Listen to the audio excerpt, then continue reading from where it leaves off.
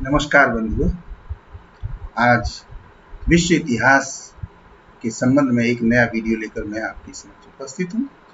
आज का विषय है पुनर्जागरण भाग 4, जिसमें मैं आपको पुनर्जागरण के परिणाम एवं प्रभाव बताने वाला हूँ। इससे पहले हमारे 3 वीडियो आप देख चुके हैं, जिसमें सबसे पहले मैंने बताया था कि पुनर्जागरण के कारण क्या थे, उसका आशय क्या है, परिभाषा क्या है, ये सब बताया था। इसके बाद दूसरे वीडियो में मैंने आपको बताया था कि पुनर्जागरण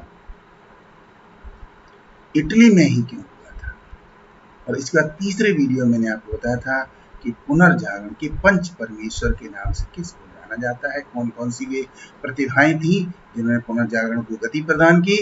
और आज इस वीडियो में मैं आपको बताऊंगा कि पुनर्जागरण के बाद किस तरीके से यूरोप में और समस्त विश्व में क्या प्रभाव पड़े, किस तरीके के परिणाम निकले। आइए विचार करते हैं, वीडियो शुरू करते हैं। और अगर आपने अभी तक हमारा चैनल सब्सक्राइब नहीं किया है तो सब्सक्राइब जरूर कर लीजिए। तो आइए वीडियो शुरू करें। पुनर्जागरण के परिणाम या प्रभाव। पुनर्जागरण होने से जो सबसे प्रमुख प्रभाव पड़ा वो था नवीन वैचारिक दृष्टिकोण का उदय। कहने का मतलब ये है कि पुनर्जागरण के होने से पूरा चिंतन बदल गया, सोच बदल गई, एक अलग तरीके का दृष्टिकोण समाज के अंदर आ गया। और ये परिवर्तन कैसा था? सार्वभौमिक था। सार्वभौमिक का मतलब है कि केवल समाज के चंद लोगों की ही विचारधारा नहीं बदली, अपितु समाज के सभी लोग अब नए तरीके से सोचने लगे। उनमें जो खास बातें थी वो क्या थी कि सबसे पहली चीज तो थी कि अंधविश्वासों और रूढ़िवादिता का विरोध। अब तक जो यूरोप के लोग तमाम अंधविश्वासों, आडंबरों को ढोते चले आ रहे थे, अब उसके प्रति लोगों को घृणा होने लगी। लोग धीरे धीरे उनका विरोध करने लगे। पुनर्जागरण के हो जाने से चीजें अब उनके समझ में आने लगी। और अगली चीज क्या हुआ? तर्कवाद का विकास हुआ। पहले क्या था? पहले ये था कि अगर राजा ने या समाज के किसी अन्य गणमान्य व्यक्ति ने या किसी धार्मिक व्यक्ति ने, पुजारी ने कोई भी बात कह दी तो उसको उसी तरीके से स्वीकार करना था। उसके बारे में एक शब्द भी ये नहीं बोलना था कि ये क्या है, क्यों है, ऐसा ना हो तो क्या हो, कोई भी आपको प्रश्न करने का अवसर नहीं था। लेकिन पुनर्जागरण के हो जाने से लोगों में ज्ञान का विकास हुआ और वो तर्क करने लगे कि अगर ऐसा है तो क्यों है, ऐसा नहीं करेंगे तो क्या होगा, और ऐसा करेंगे तो क्या होगा, ऐसा हम क्यों कर रहे हैं। अगर उनमें कुछ गलतियां नजर आई तो लोगों ने उसको तिरस्कृत कर दिया और नई सोच के आधार पर बहस करने लगे। तो अब क्या हुआ? हर चीज को तराजू पर तौला जाने लगा। तो ज्ञान को भी अब छलनी से छाना जाने लगा कि वो ज्ञान, वो विचार, वो दृष्टिकोण उपयुक्त है अथवा नहीं है, ये देखा जाने लगा। अगली बात, प्रामाणिक तथ्यों को स्वीकारना। पहले क्या था? पहले मध्य युग में और प्राचीन युग में भी कपोल कल्पित कथाओं को स्वीकार कर लिया जाता था। लोगों ने जो मनगढ़ंत बातें कह दी स्वीकार कर लिया। लेकिन अब क्या था? अब प्रयोग करने लगे कि अगर ऐसा है तो क्यों है, प्रमाण उसके बारे में मांगने लगे हैं और परिणाम देखने लगे। तो ये अब प्रक्रिया शुरू हो गई कि प्रमाण चाहिए, प्रयोग कीजिए, परिणाम दिखाइए, तब स्वीकार किया जाएगा। तो अब ये चिंतन बिल्कुल बदल गया है। पहले अगर कोई कहता था कि बस ऐसा करना है तो एक गया गतानुगतिको लोकः वाली स्थिति थी, यानी उस मार्ग पर अगर एक व्यक्ति गया तो सभी उसी मार्ग पर चले जा रहे हैं। एक ने कहीं पर फूल चढ़ा दिया तो सैकड़ों लोग फूल चढ़ाते चले जा रहे हैं, या कोई भी एक क्रिया किसी ने कर दी तो उसी करते जा रहे हैं। कोई भी तर्क वितर्क नहीं कर रहा है क्योंकि उसे ज्ञान ही नहीं था। मगर पुनर्जागरण ने क्या कर दिया? ज्ञान के कपाट खोल दिए, नए विचारों को लोगों के समक्ष रख दिया, जिसके कारण से अब प्रामाणिकता देखी जाने लगी, अब एक्सपेरिमेंट किए जाने लगे और अब रिजल्ट देखे जाने लगे, परिणाम देखे जाने लगे। अगली बात, मानववादी सकारात्मक चिंतन। पहले जो चिंतन था, पहले जो सोच थी, वो क्या था कि राजा का भला होना चाहिए, धर्म का भला होना चाहिए, धर्माधिकारी का भला होना चाहिए, जनता से कोई मतलब नहीं था। वो इंसानियत के तौर पर ठीक है या नहीं है, उससे लोगों का भला हो पा रहा है या नहीं हो पा रहा है। चंद लोगों के स्वार्थ के लिए वो सारे काम होते थे, चंद लोगों की चापलूसी के लिए वो काम होते थे। लेकिन नहीं, अब ज्ञान का आधार मानववाद हो गया, यानी कि वो जनहितकारी है कि नहीं, वो सकारात्मक सोच है कि नहीं, किसी को अगर नुकसान पहुंचाया जा रहा है तो क्यों पहुंचाया जा रहा है। पहले नहीं, पहले तो ये था कि किसी को पीटना है तो पीटना है, लेकिन अब सवाल खड़े होने लगे, क्यों पीटना है, क्यों मार रही हो, क्या है, कुछ ऐसा करो जो ज्यादा से ज्यादा लोगों का भला कर सके। इस तरीके से नवीन विचारधारा का जन्म हुआ, नया दृष्टिकोण बना। दूसरा परिणाम अगर हम देखें तो विज्ञान एवं तकनीक का विकास। अब तक का सारी चीजें हम भाग्य पर छोड़ देते थे, ईश्वर जो करेगा अच्छा करेगा, गॉड करेगा अच्छा करेगा। हम अपनी तरफ से केवल मेहनत करते थे और उसमें ये नहीं देखते थे कि इस मेहनत का परिणाम अच्छा भी होगा कि नहीं होगा। लेकिन अब वैज्ञानिक तरीके से सोचा जाने लगा और तकनीक का विकास होने लगा, नए नए सिद्धांत प्रतिपादित हुए। जो पहले की कपोलकल्पित कथाएं या सिद्धांत चले आ रहे थे या दर्शन चला आ रहा था, जो या धर्मशास्त्रों में जिन चीजों की व्याख्या थी, अब उसके उलट सिद्धांत स्थापित किए जाने लगे। मशीनीकरण का आरंभ हुआ, जहां पहले उत्पादन घरों में होता था, मनुष्य शरीर से काम कर, हाथ से काम करता था, अब उसकी जगह पर क्या हुआ, ज्ञान ने क्या कर दिया, तरह तरह की मशीनों का आविष्कार होने लगा, जिससे क्या हुआ, उत्पादन बढ़ने लगा, उत्पादन में तकनीक का उपयोग होने लगा, कोई काम आसानी से हो जाए, ज्यादा हो जाए, बेहतर हो जाए, इस तरीके के प्रयास किए जाने लगे। और इन प्रयासों ने क्या कर दिया, नवीन आविष्कार एवं खोजें, इससे नए नए आविष्कार हुए, नई नई मशीनें बनाई गई, नई नई खोजें की गई कि अमुक क्या चीज होती है। तो ये पुनर्जागरण ने क्या कर दिया, पूरा दृष्टिकोण बदल कर रख दिया, व्यक्ति को भाग्यवादी से विज्ञानवादी बना दिया, श्रमवादी से तकनीकवादी बना दिया, जिससे चीजें बहुत आसान होती चली गई। तीसरे परिणाम के रूप में अगर हम देखें या प्रभाव के रूप में देखें तो साहित्य एवं कला पर प्रभाव। साहित्य और कला के क्षेत्र में तो सबसे ज्यादा परिवर्तन हुआ था। पिछले वीडियो में मैंने आपको बहुत प्रतिभाओं के बारे में बताया था, Dante, Petrarch, Leonardo da Vinci, Michelangelo, Raphael, Erasmus जैसे लोग थे जिन्होंने कला और साहित्य को बदल कर रख दिया। तो अब क्या हुआ, नवीन प्रकार का ज्ञानोदय हुआ, एक अलग तरीके का साहित्य लिखा जाने लगा, मानववादी साहित्य लिखा। The world is beautiful, William Shakespeare ने अपनी पुस्तक के अंदर सुंदर रचना की है। संसार जहां पहले नफरत का पिटारा नजर आ रहा था, वहां पर अब खूबसूरत लगने लगा। मानववादी, जनहितकारी, प्राकृतिक चीजों के बारे में लिखा जाने लगा। धर्मशास्त्रों की, जिन धर्मशास्त्रों के अंदर अंधानुकरण था, आडंबर था, कर्मकांड थे, उनसे लोग दूर हटने लगे, उनकी आलोचना करने लगे, क्योंकि उनमें परिणाम के तौर पर कुछ नहीं था, खाली हाथ थे। वो भरण पोषण नहीं कर सकते थे, वो जनहित नहीं कर सकते थे, वो केवल नफरत फैला सकते थे, इसलिए लोग उनसे अलग होते चले गए। और अब धर्मशास्त्रों के स्थान पर क्या हो गया, इतिहास का अध्ययन करने किया जाने लगा। What were the facts of past? अतीत के तथ्य क्या है, साक्ष्य क्या है, फैक्ट क्या है, क्या था हमारे इतिहास में, वो खोजा जाने लगा। व्याकरण पढ़ा जाने लगा, दर्शन पढ़ा जाने लगा और काव्य लेखन होने लगा। तो अब गंभीरता आ गई ज्ञान के अंदर। पहले गंभीरता नहीं थी, बस रास्ता चलते कह दिया, लोगों को जबरदस्ती उसको पढ़ने के लिए बाध्य कर दिया, वो अब नहीं था। कला के क्षेत्र में मानवीय दृष्टिकोण आ गया और प्राकृतिक सौंदर्य का निरूपण होने लगा, प्राकृतिक चीजों को दिखाया जाने लगा, जो चीजें गलत थी उनको गलत रूप में दिखाया। The last supper, the last judgement, वे रचनाएं थी जिनमें द फॉल ऑफ मैन, वे रचनाएं थी जिनमें की आलोचना की गई थी उस समय की समाज की, उस समय की विचारधारा की, और कुछ ऐसी रचनाओं के द्वारा नया मार्ग दिखाया गया था जिससे कि लोगों के अंदर जनहितकारी परिवर्तन हो सके। तो ये साहित्य और कला के क्षेत्र में प्रभाव थे।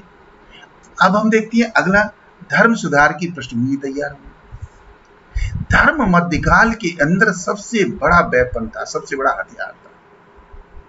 वो जीवन के हर क्षेत्र में दखलंदाजी करता था, चाहे वो सामाजिक क्षेत्र हो, चाहे सांस्कृतिक क्षेत्र हो, चाहे आर्थिक क्षेत्र हो, चाहे राजनीतिक क्षेत्र हो, प्रशासनिक क्षेत्र हो, हर जगह धर्म की दखलंदाजी थी।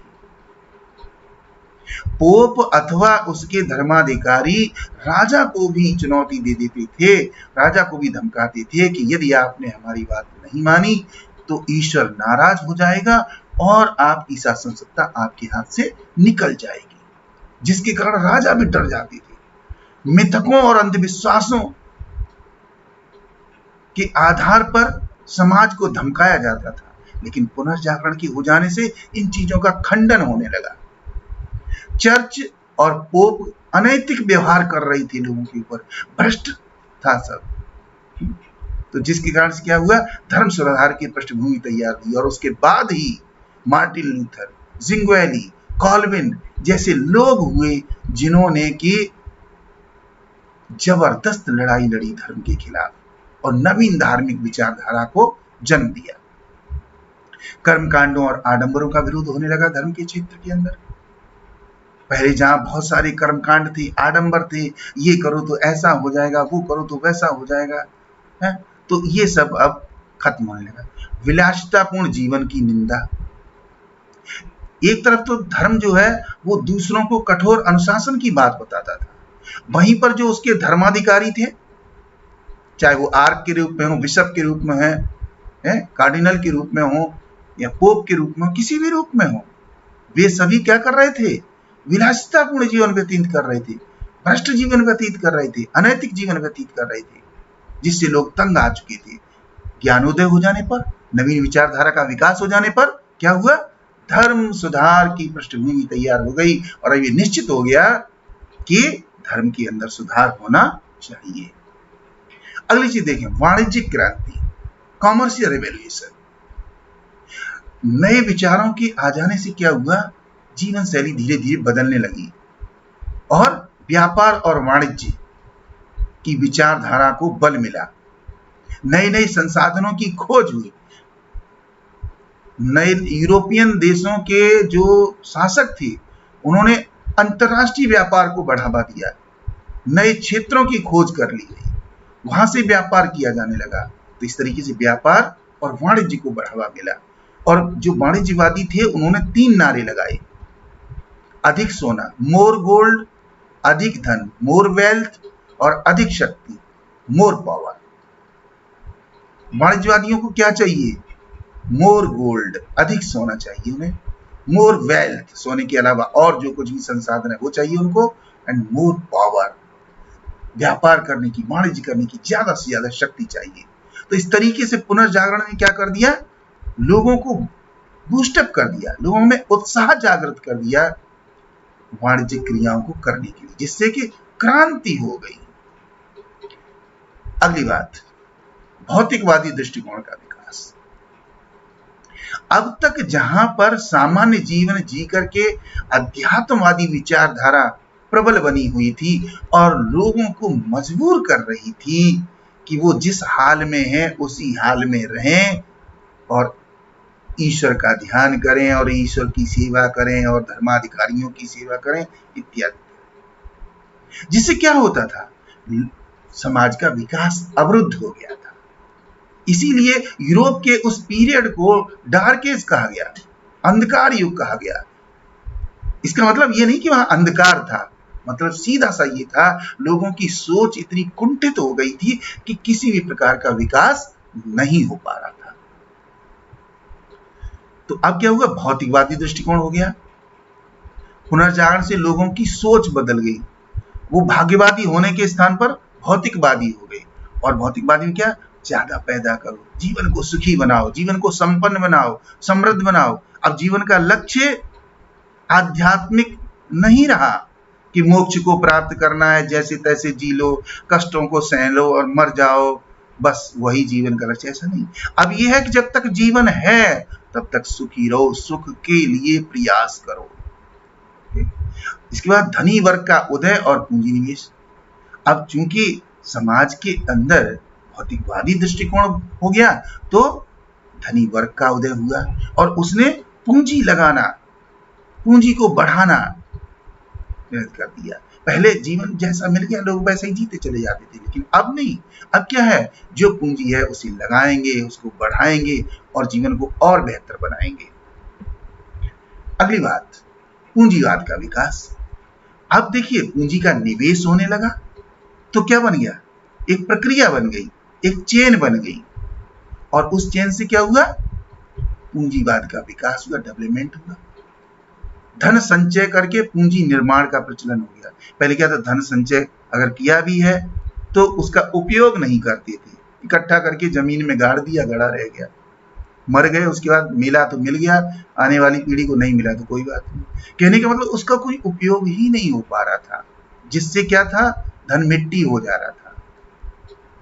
धन और पानी अगर चलेंगे नहीं तो दूषित हो जाएंगे। ठीक वही स्थिति थी, धन दूषित हो रहा था मध्यकाल के अंदर। वो पुनर्जागरण के विकास से क्या हुआ कि उसका एक चक्र बन गया। क्या चक्र बना, उत्पादन, उपभोग, बचत और निवेश। ये पूरा एक इकोनॉमिक साइकिल बन गया, आर्थिक चक्र बन गया कि पैदा करेंगे, उत्पादन करेंगे, उसमें से उपभोग करेंगे, जो बचेगा उसको इकट्ठा करेंगे और फिर उसको कहीं लगाएंगे और फिर से उत्पादन करेंगे, रिप्रोडक्शन होगा। तो ये एक पूरा का पूरा इकोनॉमिक साइकिल बन गया। इसी तरीके से लाइफ का साइकिल बन गया। तो कहने का मतलब है कि चीजें जीवन के लिए बेहतर होती चली गई।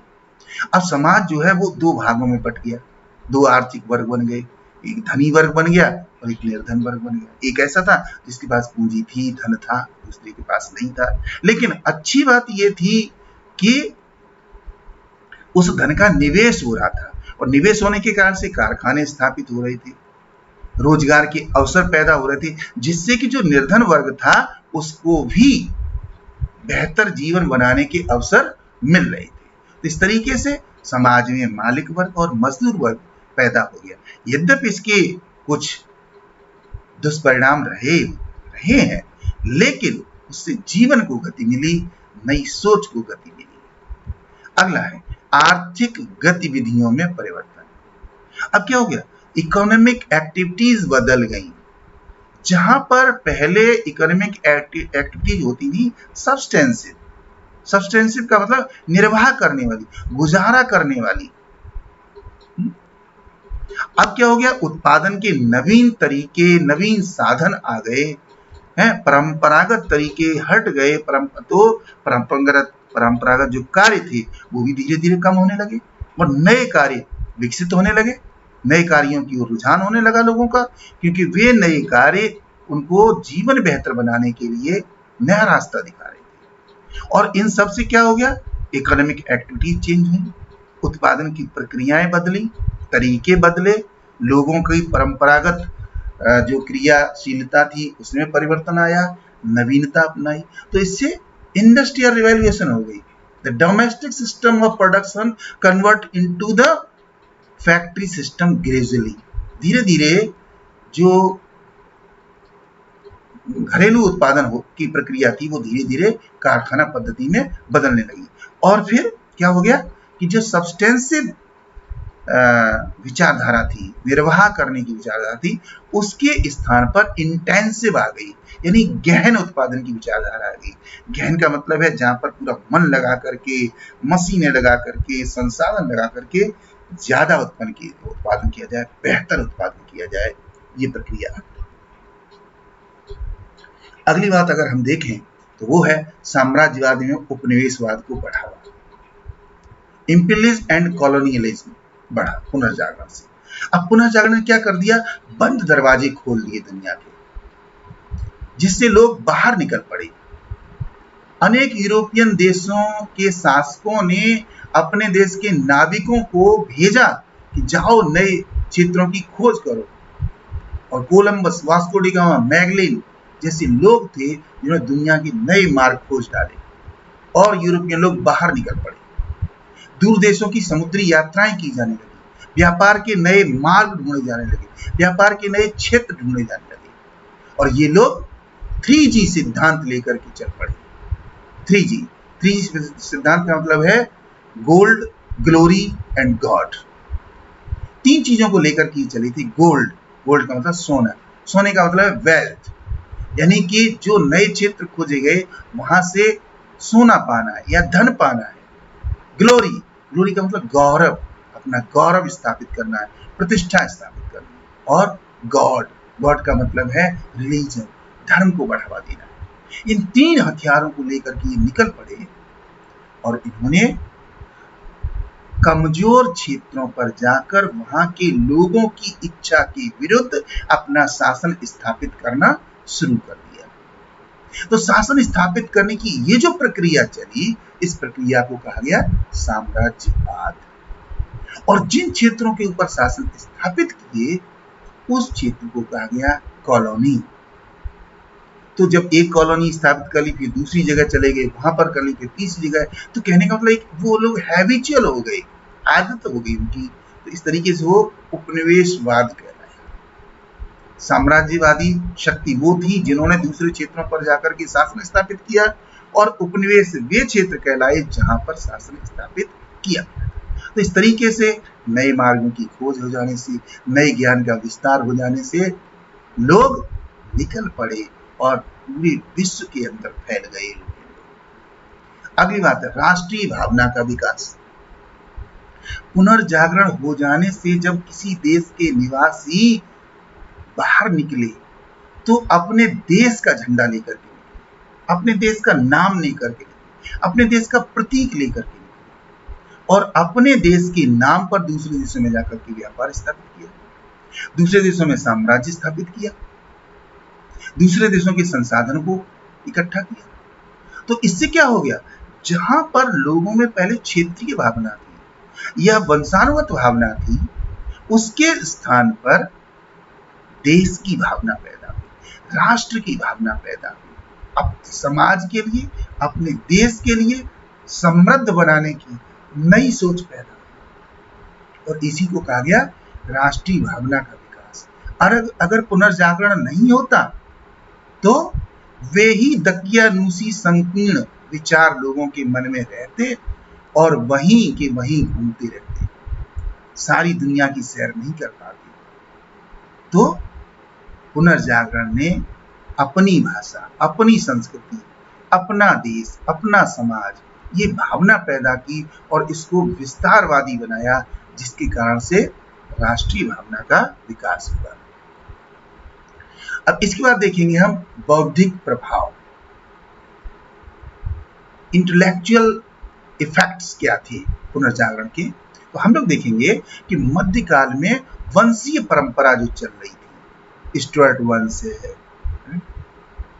या रोज वंश है, रोज डायनेस्टी है, यॉर्कशायर वंश है, लंकाशायर का अलग है, चार्ल्स है कहीं कोई, तो ये वंश जो चल रही थी, हेनरी, चार्ल्स और स्टुअर्ट इत्यादि, तो ये जो वंशीय परंपरा थी ये अब धूमिल हो गई, इसको लोग अस्वीकार करने लगे, क्योंकि अब देश की परंपरा, देश का विचार शुरू हो गया। अगली बात, बुद्धिजीवियों का समाज में सम्मान एवं प्रभाव। अब क्या हुआ, बुद्धिजीवियों का सम्मान होने लगा। अब राजा भी धार्मिक धर्माधिकारी को इतना महत्व नहीं देता था जितना कि विदेशों से व्यापार करने वाले लोगों को महत्व दिया जाता था, जितना कि उन नाविकों को महत्व दिया जाता था जो विदेशों में जाकर के नए क्षेत्रों की खोज करते थे, नए समुद्री मार्गों की जिन्होंने खोज की, उनको ज्यादा महत्व दिया जाने लगा, उनका सम्मान होने लगा। नवीन ज्ञान को समाज तथा सरकारों द्वारा मान्यता देना। अब जो नया ज्ञान आया उसके लिए ऐसा लगा कि जैसे समाज पहले से भूखा था उस ज्ञान के लिए, समाज ने उसको दोनों हाथों से गले लगाया, और सरकारों ने भी सोचा कि अगर हम पुरानी मध्यकालीन दकियानूसी विचारधारा में फंसे रहे तो हमारी सत्ता चली जाएगी, और अनेक देशों में तो सत्ताएं चली गई। उनके स्थान पर, जहां पर पहले वंशानुगत राजा होते थे, उनके स्थान पर जनता के द्वारा राजा चुने गए, जनता ने राजा अपने बनाए। और वो इसीलिए संभव हो पाया क्योंकि पुनर्जागरण हो चुका था, लोगों की सोच बदल चुकी थी। अगली बात, संकीर्ण विचारधारा के स्थान पर सार्वभौमिक सर्वहितकारी विचारधारा को बढ़ावा। अगला बौद्धिक परिवर्तन ये हुआ कि अब मैं की बात नहीं होने लगी, अब हम की बात होने लगी, क्योंकि अब अकेले कोई व्यक्ति सर्वाइव नहीं कर सकता, अकेले कोई व्यक्ति विकास नहीं कर सकता, समाज को साथ लेना पड़ेगा, लोगों को साथ लेना पड़ेगा। इसलिए यूनिवर्सल पॉलिसी, यूनिवर्सल थिंकिंग और पब्लिक वेलफेयर की थिंकिंग लोगों के मन में आने लगी। ये पुनर्जागरण का ही परिणाम था। इसके अलावा भी बहुत सारे परिणाम निकले, इनमें से कुछ परिणाम जीवन के सभी क्षेत्रों पर प्रभाव। पुनर्जागरण हो जाने से जीवन का कोई भी क्षेत्र ऐसा नहीं रहा जिस पर कि पुनर्जागरण का प्रभाव न पड़ा हो, चाहे वो संस्कृति हो, कला हो, दर्शन हो, ज्ञान हो, विज्ञान हो, तकनीक हो, पहनावा हो, जीवन शैली हो, खान पान हो, कोई भी क्षेत्र हो, सभी क्षेत्रों के ऊपर प्रभाव पड़ा था। अगला, शिक्षा का उद्देश्य विशुद्ध ज्ञान। अब तक शिक्षा का उद्देश्य क्या था कि चंद पुस्तकों को रटवा देना, चंद धार्मिक ज्ञान दे देना और उसी में सारा जीवन उन्हीं को रटते रटते घोटते वही पढ़ना, वही पढ़ाना, वही घोटना, चाहे उससे कोई परिणाम निकल सके या ना निकल सके, चाहे उससे जनहित हो या ना हो, कोई मतलब नहीं था। वो ज्ञान चल रहा था। उस ज्ञान के स्थान पर पुनर्जागरण ने क्या कर दिया? विशुद्ध ज्ञान, प्योर नॉलेज। प्योर नॉलेज का मतलब पब्लिक वेलफेयर वाली नॉलेज, जनहितकारी knowledge, knowledge based on the truth, knowledge based on the evidence, knowledge based on the logic. बिल्कुल परिवर्तन होगा, वो चीजें आने लगी। अगली चीज, अन्वेषण को बढ़ावा। पुनर्जागरण ने क्या कर दिया? नई नई चीजों की खोज, नए नए अन्वेषण शुरू करवा दिए। नए शिक्षा केंद्रों की स्थापना, इटली के अंदर, जर्मनी के अंदर, यूरोप, इंग्लैंड के अंदर, बहुत सारे देशों में नए नए विश्वविद्यालय, चाहे पेरिस विश्वविद्यालय, बर्लिन विश्वविद्यालय, इटली में जेनेवा, रोम, तमाम विश्वविद्यालय बन गए, अध्ययन की और सारी केंद्र बन गए, तकनीकों के केंद्र बन गए, जीवन शैली में परिवर्तन हो गया, लाइफ स्टाइल चेंज हो गया, रहन सहन का हर तरीके का लाइफ स्टाइल बदल गया। अब वो पुरानी विचारधारा नहीं रही, अब जीवन को सुखमय और समृद्ध बनाने की विचारधारा उत्पन्न हो चुकी थी। जीवन के प्रत्येक क्षेत्र में परिवर्तन हो चुका था। तो इस तरीके से आज मैंने पुनर्जागरण के बारे में आपको बताया है कि इसके परिणाम क्या हुए थे और उसके प्रभाव क्या पड़ी थी। उम्मीद करता हूं कि आपको ये वीडियो बहुत पसंद आया होगा। तो अगर पसंद आया है तो लाइक और शेयर अवश्य कर लीजिए और आने वाले समय में हमारे ऐसे ही और महत्वपूर्ण वीडियो आप देखते रहिए, ज्ञान को बढ़ाते रहिए और तब तक के लिए best wishes to all of you. Thank you very much. Good luck, good bye.